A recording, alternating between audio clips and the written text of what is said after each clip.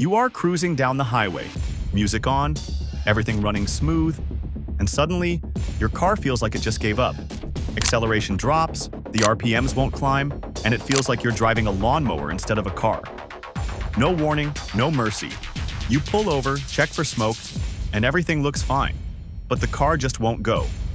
That, my friend, is limp mode. Your car's way of saying, I'm hurt, and I'm not going any faster until you fix me.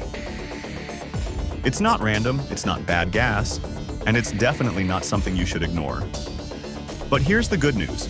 Once you understand what limp mode actually is, what causes it, what symptoms to look for, and how to fix it, it's a lot less scary and a lot more manageable. Welcome to Motor Minds, where real drivers talk real cars.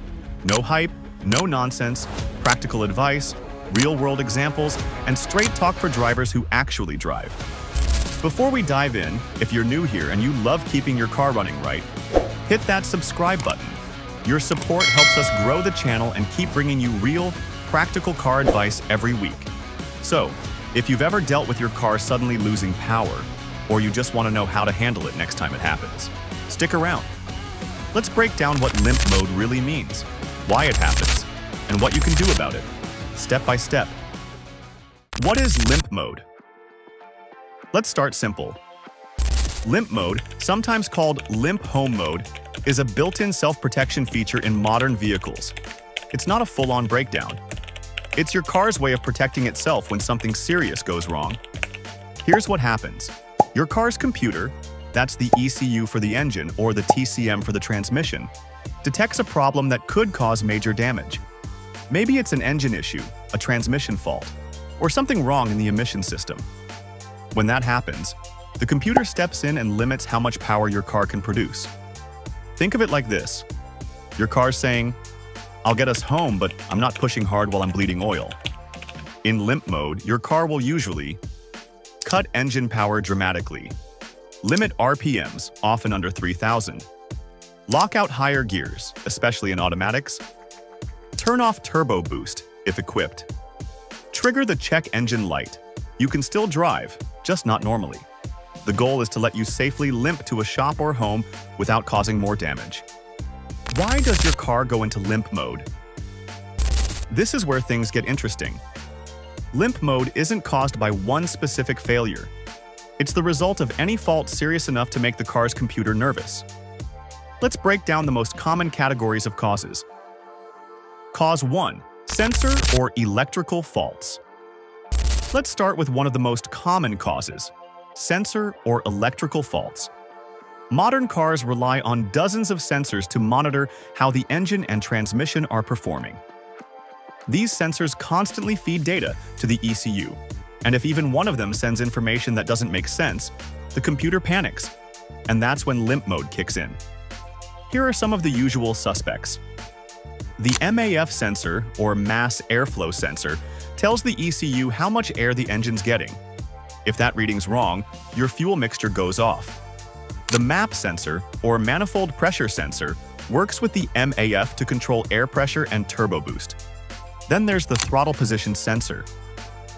If the ECU doesn't know how much you're pressing the gas, it assumes something's wrong. You've also got transmission sensors and oxygen sensors, both of which can instantly trigger limp mode if their signals fail or fluctuate. Cause 2. Transmission problems. If you drive an automatic, this one's big. The Transmission Control Module, TCM, constantly monitors internal pressures, clutch engagements, solenoids, and gear ratios.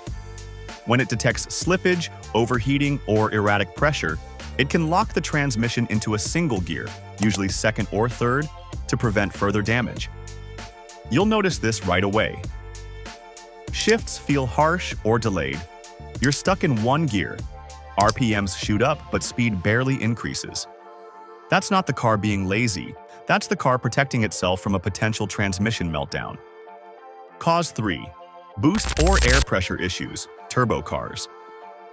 Now, let's talk about turbocharged engines. They're powerful, but they're also very sensitive. Even a small pressure leak or overboost condition can cause big problems. If the ECU notices that the boost pressure isn't matching what it's supposed to be, Maybe because of a leaking intercooler pipe, a bad wastegate actuator, or a faulty boost solenoid. It steps in fast. To protect the engine, it'll shut off turbo control completely. And just like that, you'll feel the difference. Your car drops from 250 horsepower to what feels like 80. Instant power loss. And that's limp mode doing its job. Cause 4. Overheating or fluid problems. Another common reason for limp mode is overheating or fluid problems. If your engine or transmission temperature gets too high, the ECU will instantly cut power to reduce heat and protect vital components. The same thing happens if your oil pressure drops or the coolant level gets too low. You'll usually spot the signs: a rising temperature gauge, warning lights for oil or coolant, and sometimes your cooling fan's running at full blast even after you stop. It might feel annoying when power drops, but that's your car's emergency response system kicking in. It's saving the engine, not ruining your day. Cause 5. Wiring, connectors, or ground issues.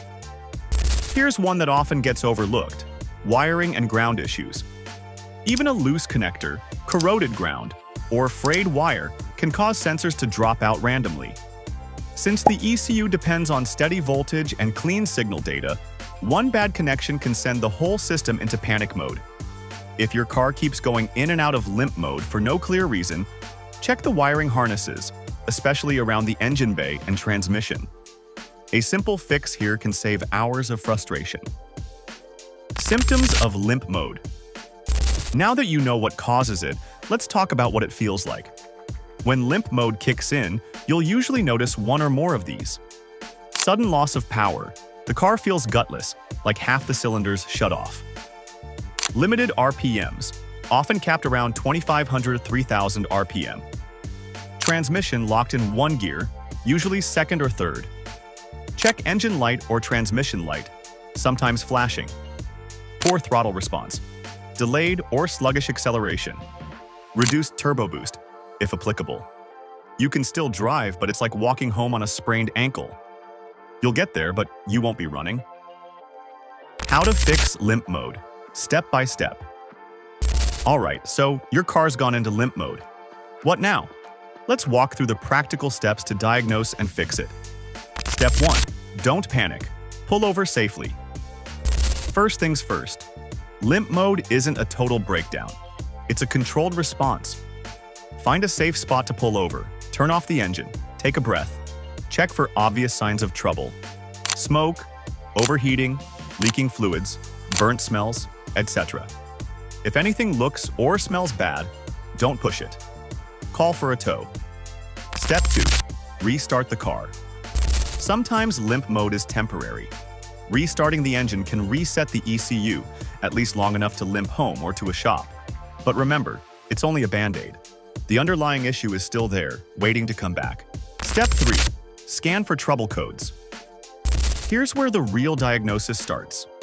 Plug in an OBD2 scanner, even a basic one you can get online for $20, and read the error codes. These codes will tell you exactly which system triggered limp mode.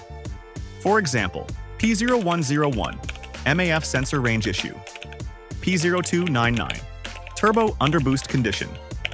P0700, transmission control fault.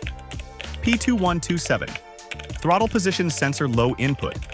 Each of these points you toward a different root cause. Clear the code, test drive the car, and see if it comes back. Step 4. Check the basics. Before replacing parts, inspect the simple stuff. Fluids, engine oil, coolant, transmission fluid. Air intake. Make sure hoses and fittings are tight. Battery voltage. Low voltage can trigger limp mode too. Wiring. Look for cracked, melted, or loose connectors. You'd be surprised how many serious limp mode cases come down to a loose intake hose or a dying battery. Step 5. Fix the root cause. Once you've identified the fault, repair it properly. A few examples: MAF sensor issue. Clean it with MAF cleaner spray or replace if readings are off. Boost leak. Replace cracked hoses or fittings. Transmission fault. Change the fluid and filter, check solenoids. Throttle body issue. Clean carbon buildup and reset throttle adaptation. Overheating. Check coolant, radiator fans, and thermostat. After fixing, clear the codes again and test drive the car. If limp mode stays gone, you're good. If it returns, you might have a deeper electrical or control module issue that needs professional diagnosis. Step 6. Don't ignore it. Some people drive for weeks in limp mode, thinking it'll go away. It won't. You can limp home, sure, but driving like that long-term risks overheating, transmission damage, and poor lubrication. Limp mode isn't a request, it's a warning. Treat it that way. Prevention tips. Limp mode isn't always predictable, but you can reduce your odds with a few habits. Number 1. Regular maintenance. Keep fluids fresh and filters clean. Number 2. Check for leaks. Boost, oil, or coolant leaks all cause trouble. Number 3. Use quality sensors and parts. Cheap aftermarket sensors cause more problems than they solve. Number 4. Don't ignore warning lights. Catch small issues before the ECU shuts things down. Number 5. Scan periodically. A $30 OBD2 tool can save you from $1,000 headaches. When to call a professional. If limp mode comes back repeatedly, or if you see transmission or engine codes that involve internal pressure, timing, or module communication, it's time to bring in a pro with advanced diagnostics. Modern vehicles use CAN bus systems, live data streams, and module coding that require dealer-level tools. A proper shop can read data in real time, pressure test systems, and verify what's actually happening, not just what the ECU thinks is happening. Final thoughts. At the end of the day, limp mode isn't your car being dramatic. It's being smart. It's a temporary safety mode to prevent bigger damage. The key is not to panic, not to ignore it, and not to guess. Read the codes, check the basics, and fix the real issue. Because the faster you deal with limp mode, the less it costs. And the more likely your car stays healthy for the long haul. If you found this video useful, hit that like button. It helps the channel grow and lets me know you want more straight-talking repair advice. Subscribe to Motor Minds for more real-world car insights, from diagnostics to DIY repairs, all explained without the gimmicks. And if you've ever had a limp mode story of your own, drop it in the comments below. Someone else might be fighting the same battle, and your experience could help them out. Thanks for watching. I'm out. Drive safe, stay smart, and keep your ride running strong.